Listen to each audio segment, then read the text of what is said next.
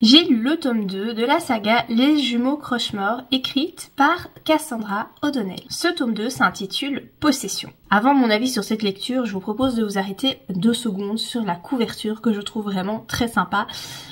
Surtout la tête de la petite fille qui fait quand même bien flipper. Nous sommes ici dans un roman jeunesse qui est donc adressé à un public relativement jeune, je dirais 13-14 ans. Du coup, en tant qu'adulte, on ne peut pas dire que ça fait vraiment peur. Néanmoins, je trouve qu'il y a une aura assez angoissante qui plane sur le roman et personnellement, j'ai beaucoup aimé. Le roman se lit très vite, c'est écrit assez gros, encore une fois, c'est adressé à un public jeunesse.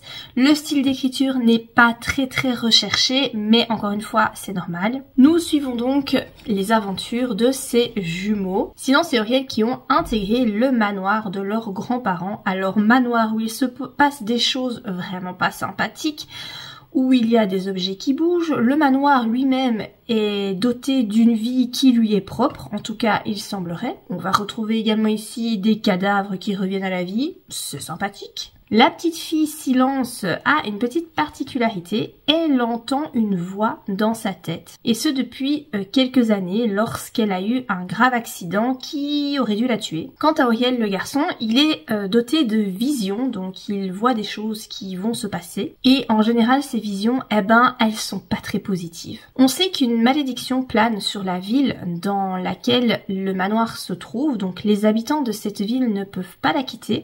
Il n'y a que les personnes de la famille Crushmore qui peuvent partir de la ville. On ne sait pas trop en quoi consiste cette malédiction, mais on comprend qu'elle est liée à cette fameuse famille Crushmore. Et puis surtout, on comprend que ça commence à sentir mauvais pour Silence. Je dois vous dire que l'histoire n'avance pas des masses dans ce tome 2. Le tome 1 était très introductif. Le tome 2 rentre plus dans le sujet, donc dans l'intrigue. On comprend que tout va tourner autour de la fête de Mabon ou Mabonne, je ne sais pas comment on dit. Mais voilà, on n'en sait pas encore plus, c'est assez lent mais c'est quand même très sympa. Moi ce roman me fait vraiment penser à une série Netflix.